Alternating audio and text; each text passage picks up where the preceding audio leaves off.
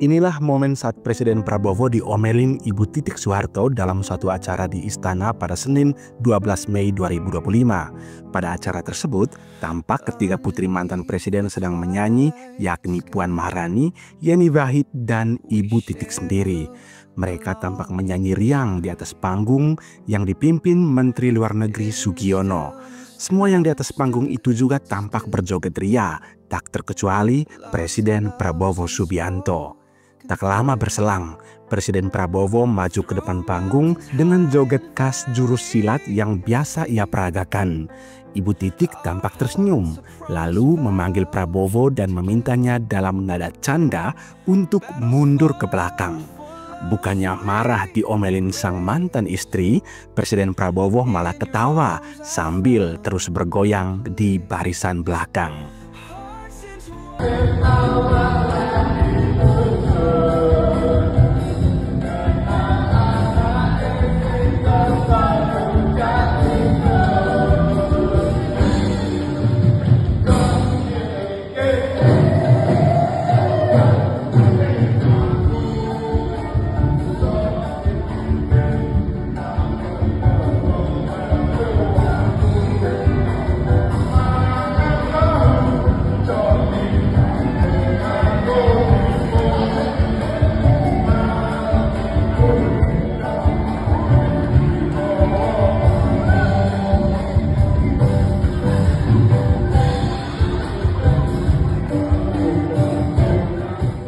Momen ini diunggah langsung di Instagram Titik dengan caption perayaan hari ulang tahun yang tertunda.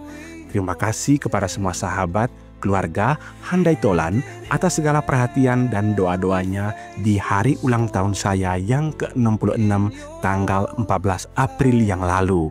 Semoga kita semua senantiasa dikaruniai Allah, sehat dan bahagia. Amin. Demikian tulis Titik. Kisah cinta Pak Prabowo dan Ibu Titik memang menarik disimak. Meski sudah cerai, namun dari kisah mereka terdapat banyak pelajaran yang bisa kita petik.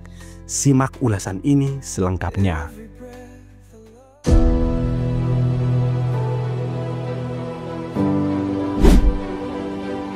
Inilah kisah lengkap perjalanan cinta Prabowo dan Titik Soeharto yang selama ini masih menjadi misteri bahkan gosip politik. Hampir di setiap tahun politik, misteri kisah cinta yang awalnya semanis madu dan berujung cerai itu selalu menghiasi ruang publik. Lantas, bagaimanakah cerita yang sebenarnya? Apa benar Prabowo diusir Soeharto sehingga keduanya harus berpisah dengan sang istri? Simak selengkapnya.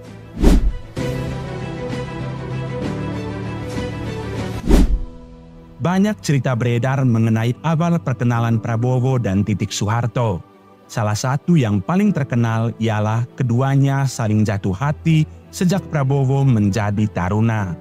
Bahkan kabarnya, suatu waktu Prabowo pernah bolos dari asrama demi menemui sang pujaan hati.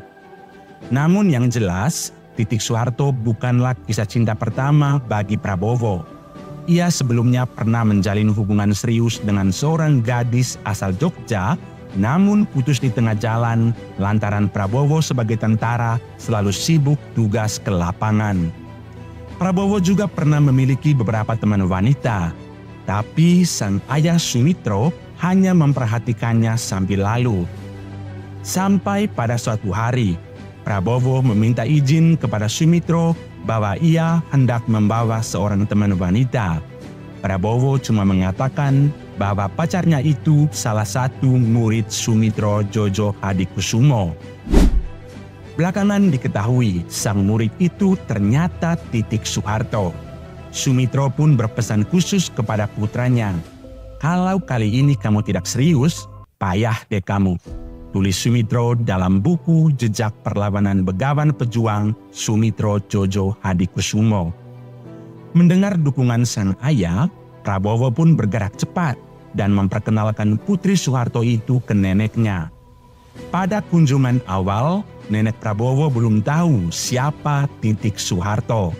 Hanya mengira ia anak Jogja yang kuliah di Jakarta dan mondok di kawasan Menteng. Prabowo kala itu masih menyembunyikan identitas Titik. Sampai kemudian pada kunjungan kedua, anak kemenakan Sumitro justru mengenali Titik dan memberitahu kepada Ibunda Sumitro bahwa teman Prabowo itu adalah putri Presiden Soeharto. Semenjak itu, si nenek berubah sikap. Bukannya tak setuju, tapi sang nenek sangat anti-feodal. Dia tahu Ibu Tin, istri Soeharto, berasal dari Mangkunegara. Jadi sangat feodal. Ini tentu sangat berbeda dengan budaya nenek Prabowo yang berasal dari Jawa Timur. Namun baik Sumitro maupun Ibu Sumitro sesungguhnya cukup tertarik dengan kepribadian Titik yang sangat rendah hati dan sopan. Sampai kemudian pada suatu upacara di Istana Negara, Ibu Tin mendekati Sumitro dan berbisik soal kedekatan Prabowo dan Titik. Tak hanya itu, lingkungan istana bahkan mendorong Sumitro agar segera meresmikan hubungan Prabowo dan Titik. Sumitro saat itu masih bingung. Dia langsung bertanya kepada Prabowo mengenai keseriusannya. Prabowo pun menjawab, "Ya, nanti saya lamar." Prabowo pun terkejut saat diberitahu bahwa ia tidak boleh melamar sendiri, melainkan harus pihak keluarga yang datang. Sumitro akhirnya datang melamar istri anaknya itu. Sumitro melamar dalam bahasa Indonesia. Jawaban dari Pak Harto kala itu, "Pak Mitro, tentu kita betul-betul merasa bahagia. Tapi saya harus bicara juga sama kedua anak ini terlebih dahulu untuk kasih nasihat. Bagaimanapun juga, pasti masyarakat luas akan menyoroti ini, mengingat saya sebagai kepala negara dan Pak Mitro sebagai cendekiawan terkemuka." Demikian jawaban Soeharto. Prabowo dan Titik akhirnya menikah pada tanggal 8 Mei 1983 di Taman Mini Indonesia Indah. Pernikahan mereka digelar dengan megah dan menggunakan adat Jawa. Lalu kenapa hubungan mantan Danjen Kopassus dan Putri Soeharto itu pada akhirnya retak?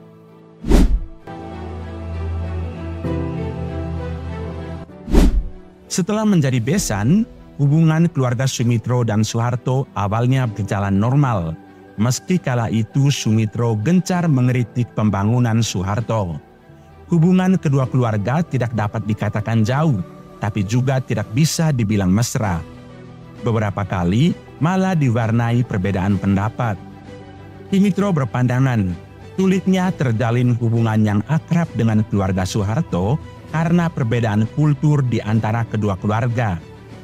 Soeharto dari Yogyakarta dan istrinya berasal dari lingkungan Keraton Mangkunegara. Kombinasi ini dinilai amat feodal. Sebaliknya, keluarga Sumitro sangat berbeda. Tradisi keluarganya sangat terbuka dan sangat modern. Meskipun silsilah Sumitro sebetulnya juga berasal dari Yogyakarta, namun berkat hasil pendidikan barat yang cukup lama, keluarga Sumitro sangat egaliter dan anti-feodalisme. Sumitro mengemukakan bahwa ia tidak mungkin menempatkan diri dalam keluarga yang sangat Jawa daripada dia harus munafik. Namun keluarga Soeharto sebenarnya sangat menghormati adanya perbedaan kultur tersebut. Saat Lebaran atau di hari ulang tahun Soeharto dan Ibu Tin, keluarga Sumitro tetap diundang ke Cendana. Sebagai akibat akumulasi dari berbagai persoalan, hubungan Sumitro dan Soeharto mulai renggang semenjak tahun 1995. Sumitro tetap bersikap terbuka dan merdeka. Dia merasa bebas mengkritik kebijakan pembangunan Soeharto, bahkan sampai menerima HR Darsono yang tak lain lawan politik Soeharto. Salah satu kritik Sumitro yang membuat telinga merah Soeharto adalah sinyalemen mengenai kebocoran 30% dana pembangunan. Pada masa 3 tahun menjelang jatuhnya Soeharto merupakan saat kritis yang ditandai semakin sukarnya Soeharto menerima kritik. Bila Sumitro mengkritik, maka Titik Soeharto akan datang menyampaikan pesan Pak Harto. Namun pesan Titik tak pernah digubris Sumitro.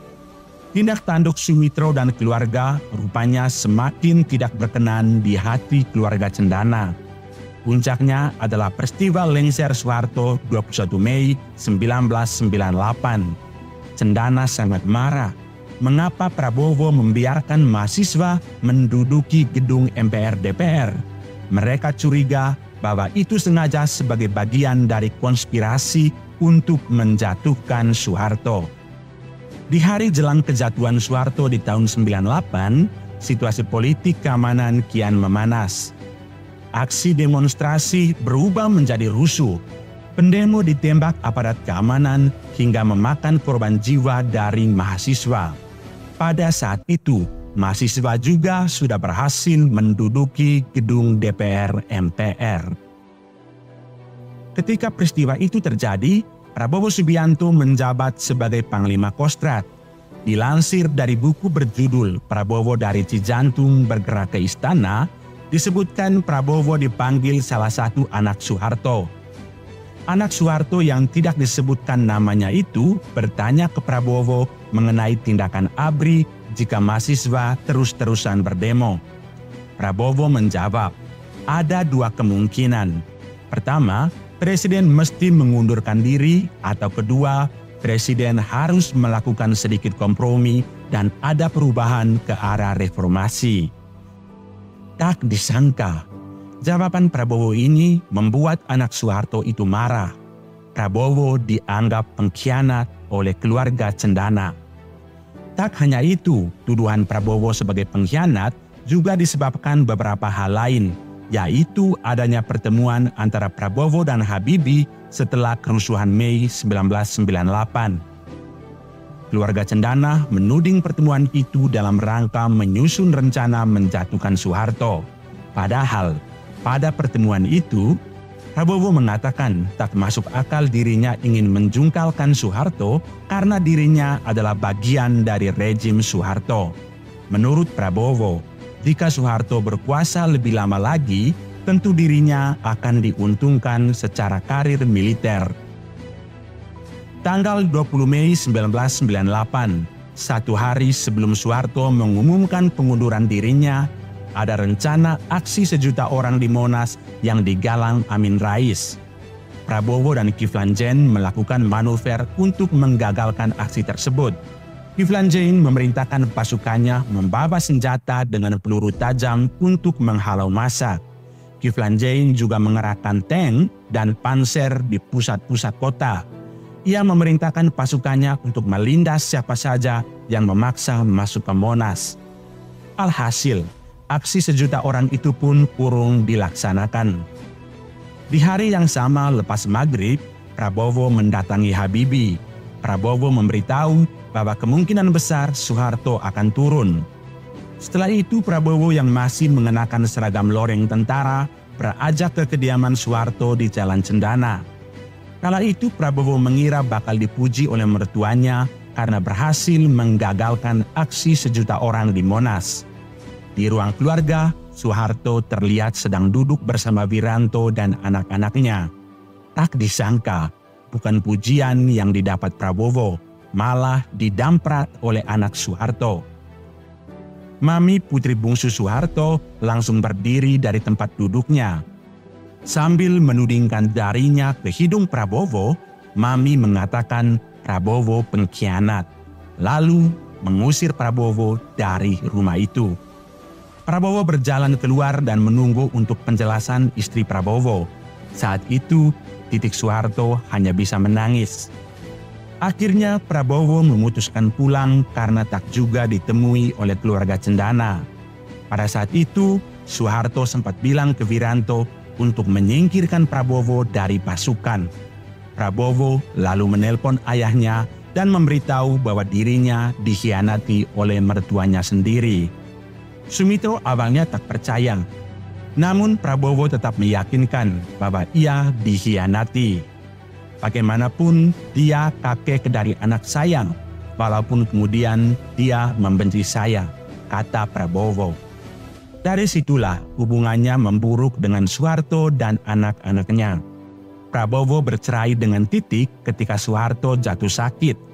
Prabowo pun tak menjenguk mantan mertuanya itu. Prabowo kala itu sudah berada di Yordania. karir militer Prabowo pun ambruk.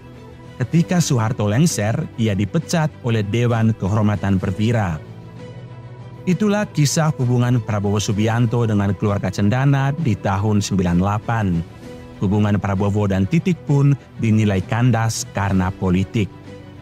Cerita ini merupakan salah satu sudut pandang yang mungkin mengungkap tabir perceraian Pak Prabowo dan Ibu Titik. Bagaimana perasaan teman-teman setelah mendengar kisah ini?